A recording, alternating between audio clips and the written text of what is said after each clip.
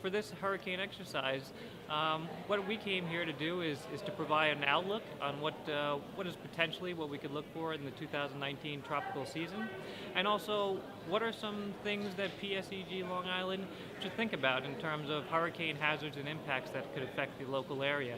PSEG Long Island has made a number of improvements that'll ultimately benefit our customers in blue sky events and during storms.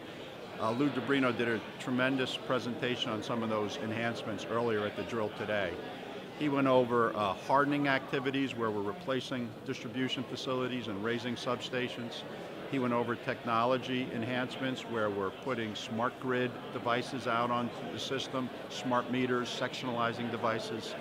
He previewed some storm applications that are now out, a mobile app that our foreign crews can use to become more efficient, weather forecasting enhancements, process enhancements, a number of different things that all will come to bear should we have a big event.